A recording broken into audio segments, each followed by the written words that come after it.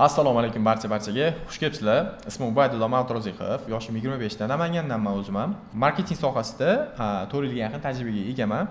Bugun xudo xolasa sizlar bilan YouTube kanalimizda qanaqa qurilish sohasida $1 million sotuvlarni amalga oshirdik.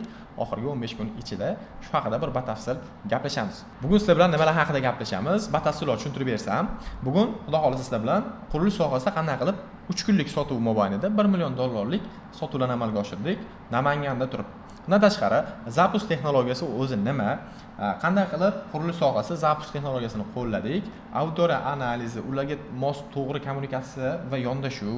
Bundan tashqari, auditoriyani yig'ishda nimalar juda ham muhimligi, ya'ni o'zingizning maqsadli auditoriyaga qanaqa to'g'ri podxod qilish va ularni yig'ishda nimalar eng muhimligi, shular haqida gaplashamiz. Eng asosiysi, biz ishlagan shu qurilish kompaniyasi, ya'ni Oxygen House $1 million sotuvlarni amalga oshirishda necha pul xarajat qildi? Shu haqida batafsil gaplashamiz. Qiziq bo'lsa, videoni oxirigacha ko'ring. Birgalikda shularga hammasiga javob olamiz. Kelishdik? Unda boshladik. O'zi nimadan boshlandi? Qurilish sohasida Namanganda turib Zapus boshlashimiz va birinchidan bo'lib qurilish sohasi, kvartira sohasida Zapus qilganimiz bunga nima sabab bo'ldi? Bilamiz, Toshkentda, boshqa viloyatlarda ham ancha qurilish sohasida Zapus texnologiyasi ancha rivojlanib qoldi. O'zim ham Zapus sohasiga 2 yil oldin kirib kelganman. O'tgan yil ham bu bo'yicha yana upgrade qilib bilimlarimizni oshirdik. Toshkentda bir nechta Zapuslarni qilib ko'rdik. Faqat ular HR sohasida, boshqa sohalarda, ya'ni shaxsiy brend sohasida edi. Shuning uchun ular bilan bunaqa katta ob'yomda sotuvlar, kurslar qilib sotardik. Buncha katta ob'yomda bo'lmagan. Qurilish sohasida bo'lsa Namanganda давайте shuni qilib ko'ramiz, chunki hamma yoqda уже boshlandi. Biz ham bozorda qilib ko'rishimiz kerak, chunki bozorda talab bor, shunga yarasha auditoriya uy olish kerak, boshqa qilish kerak. Qurilish sohasida bo'ladigan bo'lsa, qurilish sohasida ham normalgina taklif bor. Chunki qurilish kompaniyalari ham ancha Namanganda ko'payib qoldi. Instagram orqali men reality boshlagandim. Shu realityni e'lon qilgan paytimda shu murojaat qilib qolishdi. Birinchi, ikkinchi kundayoq. Ya'ni men Instagram orqali $10 ming balandroq sotuvlar qilish mumkin. Atiga 1000 ta stories bilan degan video qo'ydim. Shu bilan murojaat qilib qolishdi. Oxygen House o'zi oldin ham bir gaplashgandik, lekin bunga 1 yil bo'ldi. Ko'rishib, konkretni gaplasha olmadik akalar bilan. Hoptada bitta ko'rishaylik, gaplashaylik dedik. Bordik, ularda asosan sotuv holatini aytishdi bizga. Mana shu sotuv kuchaytirish kerak, ijtimoiy tarmoqlarni rivojlantirish kerak. Shunda menda boshqacharoq taklif bor edi. Давайте Zapus qilib ko'raylik. Sababi boya aytganimdek, Toshkentda, boshqa viloyatlarda Zapus ancha qurilish sohasida yaxshigina ketyapti, Namanganda hali bo'lmadi. Shuning uchun давайте birinchidan qilib ko'raylik. Xudo xolasa yaxshi o'xshaydi degan taklif bilan chiqdim. Bo'ldi, taklif tayyorlang, bizga chuqurroq shu bo'yicha unga qarab ma'qul kelsa bosib ko'ramiz deyishdi. Shu bilan men bozorga o'rganishga kirishib ketdim. Ishonasizmi yo'qmi, 5 ta 6 ta raqobatchilarga bordim, mijoz sifatida borib, ularning produktini o'rganyapman. Kvadrati necha puldan, kvadrat metr qanaqa, bir xonali qanaqa, 2 xonali qanaqa, 3 xonali qanaqa, sizlarga o'zi premium xonadonlarmi yoki komfort xonadonlarmi, shu taraflarni o'rganishni boshladim. O'zi birovda nechta sotyapsizlar, odamni o'zi olyaptimi sizlardan degan holatda, mijoz sifatida. Buni hozir menimcha adashmasam o'sha qurilish kompaniyasidagi sotuv menejerlari ko'rayotgan bo'lsa, aniq meni so'kishadi. Chunki ularga ham borib gaplashib ko'rganman. Ming bor uzr, ishimiz shunaqa. Borib o'rganishimiz kerak bo'ladi. Shunaqa qilib o'rgandik, qarasak, bozorda atiga o'sha 3 tacha atrofida hozir kunda konkurentlarimiz bor ekan.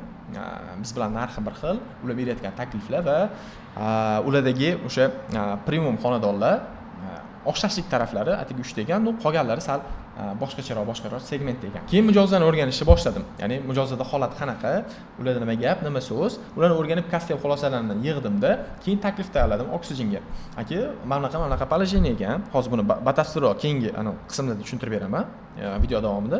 Shunaqa holat ekan. Xullas aka, men bunaqa ishlarni qilib boramiz. Bunchalik sotuv qilishga xudo xolasa garantiya bor. Shunaqa xizmatimiz bo'ladi, mana bunaqa holat bo'ladi deb shu bilan ishlarimiz boshlanib ketib qoldi. Keling unda asosiy mavzularga o'tsak. Zapus texnologiyasi o'zi nima? Zapuski men agar sizga soddoroq tushuntiradigan bo'lsam, bu navbat hosil qilib sotish ma'nosida keladi. Ya'ni auditoriyani bir joyga yig'ib, ularni savollarga, qarshi e'tirozlariga javob berib, u auditoriyani tayyorlab, ma'lum bir sanada sotuvlarni ochish, ungacha sotuvlarni yopib, o'sha sanada sotuvlarni ochib, o'sha auditoriyaga bir vaqt o'zida katta masshtabda chegirmali, aksiyali auditoriya qiymat oladigan holatda sotishga Zapus texnologiyasi deyiladi. Qurilish sohasida asosan xuddi shunaqa formatda o'tkazilyapti. Menimcha tushundingiz. Demak, auditoriya yig'iladi, ularga ma'lum bir takliflar orqali olib kiriladi. O'sha taklif raqobatchilar bermayotgan, ular uchun kasting xulosalaridan kelib chiqib qulay bo'lgan holatda taklif beriladi va ma'lum bir sanada sotuvlar ochiladi va defitsitligi ko'rsatib berilishi kerak. Eng muhimi bu haqida ham hozir gaplashamiz. Ya'ni defitsitlik degani o'sha atigi 3 kun amal qiladi yoki 2 kun amal qiladi yoki cheklangan xonadonlar yoki cheklangan miqdorda joylar. Xuddi shunaqa defitsitlikni e'lon qiladigan bo'lsangiz, ma'lum bir auditoriya yig'ilgan, ularga ma'qul keladigan taklif berildi va kuni soati cheklab qo'yildi. O'sha kundan sotuv ochilsa, ertasi kundan misol uchun o'sha ajotaj holatlar boshqalar kuzatilish boshlanadi. Mana shu общий jarayonga deylik zapusk deyiladi. Biz ham xuddi shunaqa holatda formatda qildik va 3 kun sotuv, 3 kunlik sotuv, ya'ni 1-may, 2-may, 3-may holatda kuzatadigan bo'lsak, o'sha 3 kunlik xulosamizda 12 milliard 69 million, xullas mana shunaqa ketganda 12 milliard kursga chaqadigan bo'lsangiz, o'sha 1 million dollarga yaqin. O'sha paytda atigi 25 ta xonadon sotilgan положение edi. Undan keyin mana 30 taga hozir holatda chiqdi. Yana sotuvlar davom etyapti. U degani 1 million dollardan ham o'sha oshdi deb bemalol aytsak bo'ladi. Xo'p, Zappos texnologiyasini tushundingiz, qanaqa ishlashini, nima bo'lishini. Endi qanday qilib bu Zappos texnologiyasini qadam-ba-qadam, ketma-ketlikda qurilish sohasida qo'llaganimizni men sizlarga tushuntirib bermoqchiman. Birinchi navbatda, demak, o'sha raqobatchilarning analizini qildik, bozorni o'rgandik, kim qanaqa taklif beryapti. Misol uchun raqobatchilarga bordik, Fazoga bordik, Yashil makonga bordik, undan tashqari Central Avenue, undan tashqari bizda bor Neoclassic, ya'ni premiumga mos xonadonlar, bizga ham premium edi. Shuning uchun shularga bordik-da, ularning produktini o'rgandik. Ulardan ko'ra qulayroq lokatsiyada, bilamiz, Afsonada ham masjid yonida, park yonida, Korzinka yonida, Afsona mol yonida, ya'ni ancha qulayliklar bo'lishiga qaramasdan narxi примерно o'shalar bilan bir xil yoki o'shalardan arzonroq holatda turibdi bizim mahsulot. Shundoq hamda уже men o'yladim, давайте, raqobatchilar holati yaxshi, ulardan ko'ra takliflarimiz ko'proq, takliflarimiz yaxshi ekan, давайте, u bo'yicha muammo yo'q. Endi mijozlarni o'rganaylikchi deb mijozlarni o'rganishni boshladim. Qarang, autorani kastev qilishda, mijozlarni kastev qilishda shu narsalarni tushundim. Qarang, kastev juda ham muhim narsa Zapuskda, ya'ni o'sha auditoriyangizni, mijozlaringizni sizdan oldin sotib olgan va sizdan sotib olishi mumkin bo'lgan auditoriyani kastev qilib, savol-javoblar bilan ulardan olgan xulosalaringiz juda ham muhim Zapuskda. Xuddi shu jarayonni biz ham o'tkazdik. Bizni o'sha Afsonada joylashgan obyektimiz, undan tashqari oldingi qurib bitkazilgan Mingchiroqdagi obyektdagi mijozlar bilan kastev o'tkazdik. Ular bilan gaplash jarayonida shuna xulosalarga keldim. Endi kompaniya shu paytgacha tasavvur qiling, 30%, 40%, 50% gacha boshlang'ich to'lov olgan va qolgan pulni 12 oy, borgani uzog'i 15 oygacha bo'lib bergan xolos. Tasavvur qiling, bu qanaqa ko'rsatkich. Misol uchun 50 ming dollarlik, 30 ming dollarlik kvartira bo'ladigan bo'lsa, 15 ming oldindan to'laydi, qolganini o'sha 12 oyga bo'lib beradi. Bu degani 15 ming oldindan to'lab, oyga yana 1000 dollar, 1,5 ming dollar, 2 ming dollar to'lab yuribdi degani. Eng qizig'i, u mijozda endi o'ziga yarasha tadbirkorlar, oboroti bor, normal insonlar, ular o'sha qiynalishmaydi pul to'lashga. Ular bilan gaplashyapman-da. Aka, nima qilsak sizga yana ham qulayroq bo'lardi deb suhbatini olyapman. Unda ular aytayapti endi fikrini. Ukam iloji bo'lsa shu boshlang'ich to'lov sal qisqaroq qilib bersangiz, chunki biz tadbirkorlarmiz, bizda oborotdan bundoq sug'urib turib 15 ming, 20 ming tiqib yuborishga anaqa bo'lmaydi. Lekin boshlanishiga 5 ming, borganda 10 ming o'rtasida biz tiqa olamizda, oyiga qancha bo'lsa ham farqi yo'q, to'layveramiz. 2 ming bo'ladimi, 3 ming bo'ladimi to'lab yuraveramiz degan fikr aytishdi. Endi premium bo'lganligi uchun va bizning mijozlarimiz aniq bo'lganligi uchun bu tarafda ham xuddi shunaqa mijozlarimiz aniq. Demak, bularga ham bular xohlayotgan taklifni berishimiz kerak edi, xolos. Biz nima qildik? Okey dedik, xulosani chiqazdik.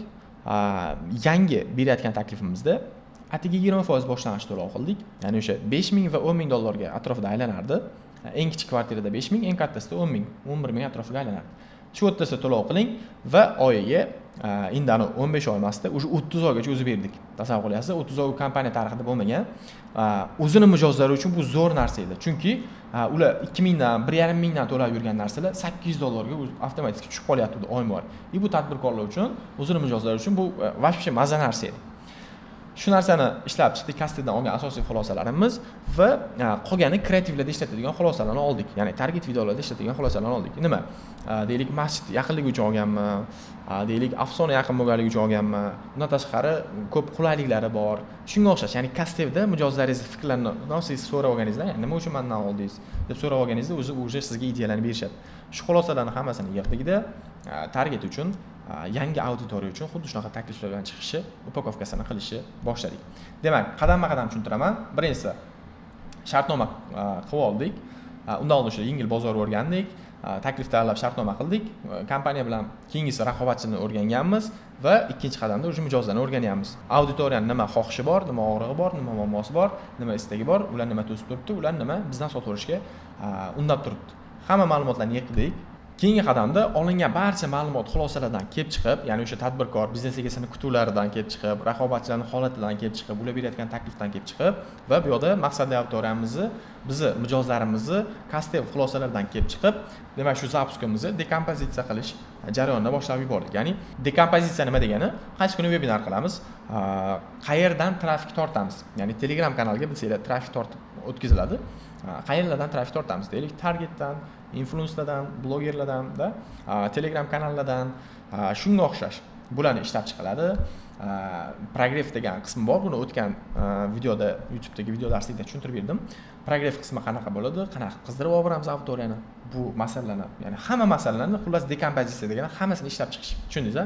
Progress necha kun davom etishi, necha kun target yoniq turishi, necha pul umuman marketingga pul sarflashimiz, hammasini rejasini ishlab chiqish, demak shu dekompozitsiya deyiladi va oxirida shu bilan proyekt bilan shartnoma boshqa temalar ham kirib ketadi.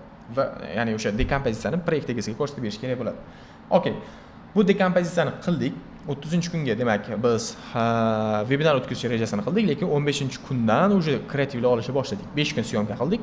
20-kundan 21-kunlardan adashmasam, 22-kun ekan adashmasam, targetlarimiz yonishni boshladi. Maqsadi o'sha trafik tortib kelish boshlandi. Bizda o'sha 9 kun atrofida vaqtimiz bor edi trafik tortishga. Target orqali, influencer orqali, boshqa orqali. Demak, ishlarni boshlab yubordik. Trafik tortish masalasi.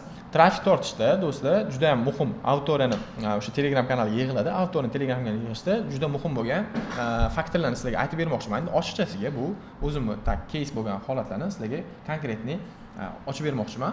Beminnat kimdir olib foydalansa, bundan biz xursandmiz. Shunchaki. Tak, birinchisi offer. Ya'ni takliflarga ancha hushyor bo'lish kerak. Sababi siz takliflaringiz maqsadli auditoriyangiz kirib kelishiga ancha muhim rol o'ynab beradi. Shuning uchun kam kirib kelsa ham, boshqa kirib kelsa ham, muhimi sifatli sizdan sotib oladigan auditoriya kirib kelishiga juda katta e'tibor bering. Offer takliflar bo'yicha Oxygen House, ya'ni o'sha biz ishlagan loyiha, oldin blogerlarga reklama berishgan, targetlar yoqib ko'rishgan, lekin effekt olishmagan. Lead tushgan, lekin ular bilan gaplashgan paytda, "Vo, sizlarda qimmat ekan. Uzr, sizlarda qimmat ekan" degan ko'p, deyarli 90-95% leadlardan xuddi shunaqa xulosalarni olishgan. Nega?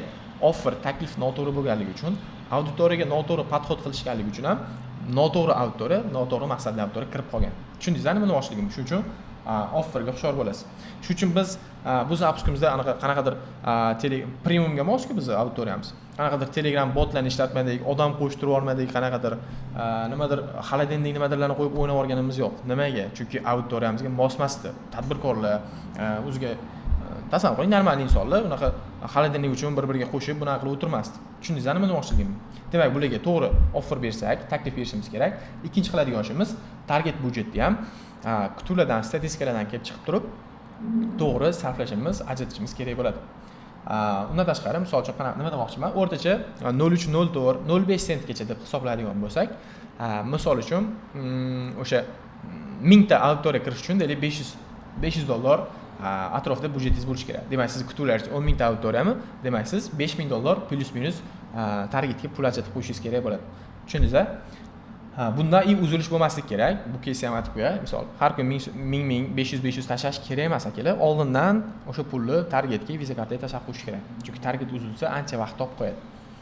Kelishdik bu masalada ham. Keyingisi sayt. Eng muhim jihatlari sayt masalasi. Sayt degani o'sha, demak, targetdan saytga o'tib, saytdan Telegram kanaliga o'tish jihati bor. Bu juda muhim, e'tiborli bo'lish kerak bu taraflariga. Saytda o'sha visit rate bilan lead rate bor. Bu juda muhim ko'rsatkichlar. Maksimum shu ko'rsatkichlar 60-70 dan balandroq turishini doimiy nazorat qilib borish kerak. Ya'ni saytga tashrif buyurganlar va saytda lead qoldirganlar maksimum balandroq bo'lishi kerak. Misol, visit rate tasavvur qiling 70-80 atrofida bo'lsa, 10 tadan 8 ta saytga muvaffaqiyatli o'tyapti degani. Lead rate degani o'sha deylik 70-80% yoki bo'lganda 60% bo'ladigan bo'lsa, o'sha kirganlardan o'sha 60% o'sha zaifga qoldirib Telegram kanalingizga o'tib ketyapti degan. Bizda shu narsada ozgina muammo bo'ldi, to'g'risi. Biz 8000 ta atrofida auditoriya ko'zladik. 8000 ta auditoriya yig'ishimiz kerak edi, lekin 6000 ta yig'dik xolos. Sababi 2 kun shu sayt bizda pam berib qo'ydi orada. Hattoki ko'rishingiz mumkin, mana statistikalarda 30% gacha ham tushib ketib qoldi. Lekin shunda ham maksimum amalladik. Xudoga shukr, shunda ham sotuvlarni oshirdik. Lekin men o'ylayman, shu narsa biz kutgandaqa 8000 ta auditoriya bo'lgan edi. Bu yoqda o'sha 30 ta sotuv emas, undan ham ko'ra ko'proq bo'lishi mumkin-da, nasib. Tushundik. Yana bir muhim jihati auditoriya tortib kirishda progress qismi, ya'ni tortib kirdik auditoriyani Telegram kanalida. Endi bu yoqda progress juda ham muhim qism. Auditoriyani bezdirib qo'ymasdan, to'ydirib qo'ymasdan, oz-oz, lekin kerakli bo'lgan informatsiyalar bilan webinar kunigacha olib borish jarayoni. Biz e'tibor berganmisiz 21-22-dan target yoqqan bo'lsak, 30-kuni webinar. Endi ungacha odamlar qo'shilib yotibdi. Ularni zeriktirib qo'ymasdan yoki umuman to'ydirib ham, bezdirib ham qo'ymasdan tomchilatib progress informatsiya berib, ularni o'sha qiziqishini, maksimum intrigasini oshirib, webinargacha tayyorlab bordik va xudoga shukr bu o'zini effektini berdi. Nimaga deydigan bo'lsangiz, webinarda o'sha 6000 ga yaqin, 6000 atrofida Telegramda odam yiqqan bo'lsak, o'sha 900 ta 1000 ta o'ttasigacha biz anaqaga chiqdik. Bu degani примерно 20% atrofida konversiya qildik. Bu zo'r. Ya'ni o'sha 1000 tagacha odam o'tirishi bu zo'r. Chunki o'rtacha 10% o'tiradi-da webinarda. Telegram kanaliga yig'ilganlar 10% va undan pastroq 12%, borganda 15% ga chiqadi, lekin bizda ham o'sha 15-20% gacha chiqib berdi. Bu zo'r natija. Demak, tushundingiz, auditoriya tortishda eng muhim bo'lgan jihatlar o'sha, demak, takliflar, target budjetlari, sayt masalasi va progress masalasi. Mana shu narsalarga xudo xolsa chiroyli ishlab beradigan bo'lsangiz, normal auditoriya tortib berasiz Telegramga va bu auditoriyani zeriktirib qo'ymay webinarga olib borasiz. Ya'ni tushundingiz, auditoriya tortishda nimalar muhimligini, o'sha takliflar, target budjeti muhimligi, sayt masalasi, saytga ham e'tiborli bo'lib turish kerak, progress qismi eng muhimi va webinarni ham chiroyli professional holatda, interneti baland, uzilib qolishlarsiz o'tkazish va o'sha paytda o'ziyoq ro'yxatdan o'tkazish va ro'yxatdan o'tib bo'lgandan keyin 7 kundan o'sha dajamlar qilib, sotuvlar ochilganini e'lon qilib, hamma ofisdagi ajiotaj, o'sha sotuvlar bo'layotganda realni auditoriyaga ko'rsatib borish kerak bo'ladi. Shu jarayonlar olib o'sha demak, zapuskka jarayonlari deyiladi. Menimcha endi sizda tasavvur paydo bo'ldi ancha bu bo'yicha. Biz ham xuddi shunaqa holatda, formatda ishlarni olib bordik. Men sizlarga bemalol buni ochaveraman. Hech qanaqa sirpar yoki boshqa degan narsalar yo'q. Shunaqa holatda ishladik.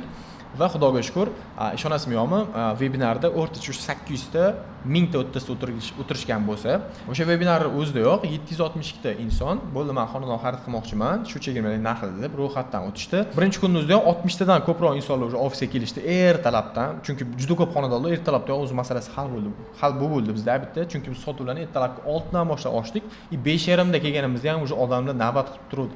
Eng qizig'i 6 bo'lmasdan o'sha 2-3 ta xonadonlarimiz shartnoma qilib sotib bo'ldik. Shunaqa holat bo'ldi. O'zim ham 6 ga yaqin bordim. Borsam o'sha odamlar gavjum, shartnomalar qilib yotilgan, mana shunaqa jarayon. U ko'rib bir tarafdan ancha xursand ham bo'ldi odam. Birinchi kunning o'zidayoq 60 tadan ko'proq inson tashrif buyurgan bo'lsa, 22 ta atrofida xonadonlar o'sha shartnoma qilib, bosh to'lovlar olib, sotib bo'linganda eng pastki etajlar. Bitta etajda o'shanda tasavvur qiling, 5 tadan xonadon, 6 tadan xonadon bo'ladigan bo'lsa, o'sha 4-5-qavatlarga o'tib bo'ldik sotuv jarayonida. Bilamiz bizda shunaqa anaqa bor, eng pastdan xonadon xarid qilishadi. Keyin nima bo'ldi? Ertasi kuni bu ko'rsatkich 25 taga chiqdi. 26 ta atrofida bo'ldi menimcha. Va hozir mana 30 taga holatda, plus-minus 30 ta holatda bo'ldi. Mana $1 million o'sha 25 taligida men отчет hisoblaganimda o'sha $1 million xonadonlar sotib bo'linganda 25 taligida. Hozir mana 30 ta atrofiga bordi. 30 tadan oshdi menimcha, 30 ta plus-minus, hali отчет so'raganim yo'q. O'sha $1 million dan ham oshdi sotuvlarimiz. Xudoga shukr, ancha yuzimiz yorug' bo'ldi. Chunki planimiz bo'yicha ham xuddi shunaqa edi. 50 ta xonadonimiz bor edi. Shu 30 ta shundan oshsa, o'sha zo'r deyishdi. Xudoga shukr, undan oshdi, yuzimiz yorug' bo'ldi ancha. Loyiha egalari ham ancha xursand. Bundan keyingi loyihalarni ham birga qilish rejamizda bor. Xudo xolasa, uni chiroyli qilib yopib oldik. Eng qiziq jarayoniga kelaman. Menimcha tushuntira oldim bundan oldingi jarayonlarni. Nimadan boshlandi, qanaqa jarayon bu, zapusk o'zi nima ketma-ketida qilish kerak, nimalarga e'tibor berish kerak, hammasini menimcha tushundingiz. Eng qiziq joyi qoldi. Bu $1 million sotuvlarni amalga oshirish uchun qancha marketingiviy xarajat qilindi. Shu qiziq menimcha. Xo'p, target influence blogerlarga bu reklama uchun deyiladi. Reklama uchun $6000 atrofida pul sarfladik. Buni konkret ko'rsatib berishim mumkin. $4445 targetga ketdi. To'g'ri, sayt yaxshi ishlamaganligi uchun qimmatroq tushdi oxir kunlar. Birinchi kun zo'r tushdi. 3-4 kunlardan boshlab sal qimmat tushib boshlab qoldi. Telegram kanaldan ham zo'r tushdi. Misol Namanganliklarga biz 3 kun reklama berdik. 3 kunlik paketini 1.950.000 ga sotib oldik, misol. Birinchi kunning o'zidayoq 222 tami, shu 200 tadan ko'p odam kirdi.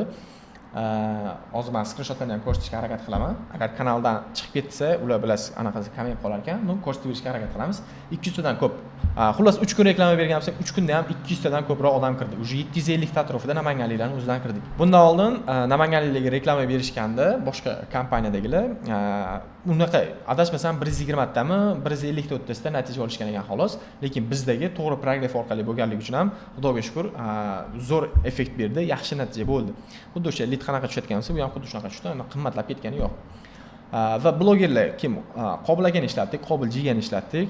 Effekt yaxshi bo'ldi, yomon emas, Xudoga shukr. Biz asosan u yerda o'sha UzLamaymizga, ozgina bo'lsa ham PR ga, ozgina bo'lsa ham taniqli bo'lishga, ko'pchilik ichida muhokama bo'lishga harakat qilib ishladik bu narsalarni. U yerdan bizda trafik unchalik kutuvlarimiz yo'q edi. Va ikkinchisi, Namangan uylari bilan albatta ishlamasak bo'lmasdi, chunki aka bilamiz, Namangan uylari. U kishi bilan ham endi kompaniyaning o'zini shartnomasi bor ekan. O'shuning uchun tekinga tushdi bizga.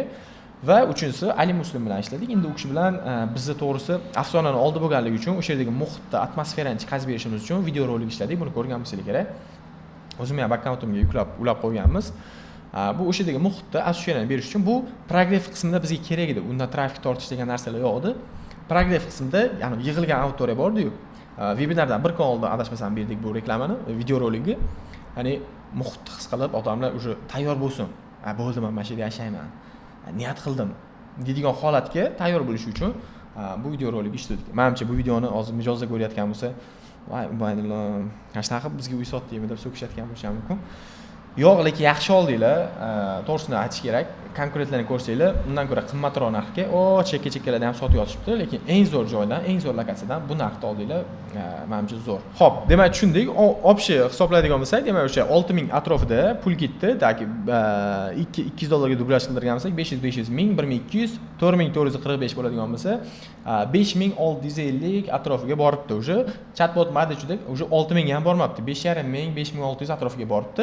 Eng qizig'ini aytaman sizga, biz $20,000 budjet so'raganmiz. Ya'ni reklama xarajatlari uchun $20,000 budjet ajratasiz.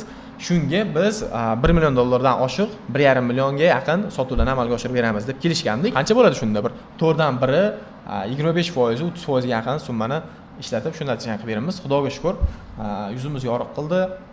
Natijalar ancha yaxshi bo'ldi. Egalar, proyekt egalari ham ancha xursand. Menimcha tushuntirib bera oldim. Zapus texnologiyasi qanaqa, qurilish sohasida buni qanaqa qo'llash kerak, nimalarga e'tibor berish kerak. Buni menimcha ancha-muncha tushuntirib bera oldim. Kartalarni ochib bera oldim. Maksimum qiling. Agar siz marketingolog bo'ladigan bo'lsangiz, maksimum qilishga harakat qiling. Agarda nimadir yordam kerak bo'ladigan bo'lsa, boshqa tema bo'ladigan bo'lsa, bemalol qo'ldan kelgancha yordam berishga tayyormiz. Shu Namangan territoriyasida bo'ladigan bo'lsa, xursand bo'lamiz, naborot. Chunki qancha ko'paysak, shuncha yaxshi. Rizq Allohdan, Alloh beradi. Agar siz ham qaysidir sohada bo'ladigan bo'lsangiz yoki o'zingiz qurilish sohasida biznes egasi bo'ladigan bo'lsangiz, maksimum qanaqadir yordam kerak bo'lsa, qo'ldan kelgancha yordam berishga tayyormiz. Yana bitta muhim tarafi bor. Siz uchun taklifim bor. Agar videoni shu yergacha ko'rgan bo'lsangiz, bu hech qanaqa sizga sotuv taklifi emas. Siz qurilish sohasida bo'lasizmi yoki umuman boshqa biznesda bo'ladigan bo'lsangiz, atigi 3 kishiga men biznesda Zapus texnologiyasini qo'llab, shunaqangi bir vaqt o'zida, ya'ni qisqa vaqt ichida 10 kun, 15 kun ichida katta sotuvlarni amalga oshirish mumkinligi bo'yicha strategiya qo'llanma ta'lim beraman. Bu mutlaqo tekin. Bu tipa konsultatsiya sifatida ham bo'ladi. Agar siz qurilish sohasida bo'lib, birga ishlashni reja qilib qo'ygan bo'lsangiz, atigi bittagina loyiha olishimiz mumkin. Shuning uchun pastdagi havola orqali o'tib, bemalol savollarga javob bersangiz bo'ladi. Ichidan birinchi ro'yxatdan o'tgan 3 ta biznes egalariga, ularning biznesiga Zapus texnologiyasini qo'llash bo'yicha mutlaqo tekinga strategiya va qo'llanmalarni qilib beraman. Xudo xolsa qo'ldan kelgancha. Agarda siz o'zingiz biznesingizda shunaqa Zapus texnologiyasini qo'llab, kattaroq sotuvlarni qisqa vaqt ichida amalga oshirmoqchiman, Ubaydullo deydigan bo'lsangiz, yangi proyekt uchun ham atigi bittagina bo'sh joyimiz bor xolos. Buni alohida gaplashaveramiz. Buning uchun bu ro'yxatdan o'tib qo'ying. Biz 3 ta biznesga, demak, o'sha xizmatlarni deylik, Zapus strategiyasini qilib beramiz. Biznesingizda qanaqa qo'llash mumkinligini xohlasangiz bemalol buni boshqalar bilan yoki biz bilan yoki umuman qo'llamasligingiz ham mumkin. Akalar, shu yerda videoni yakunlaymiz. Menimcha tushuntirib bera oldim. Manfaatli bo'lgan bo'lsa xursandman. Izohlarda o'z fikrlaringizni yozib qoldirsanglar, addush xursand qolamiz. Eng qizig'i, eng yaxshi fikr bildirgan insonlarga maxsus sovg'amiz ham bor, xudo xolasa. Bu sovg'a siz kutgandan ham anchagina yaxshiroq.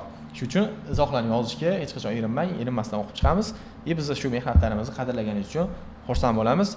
Rahmat, sog' bo'linglar, salomat bo'linglar. Keyingi videolarda xudo xolsa ko'rishguncha.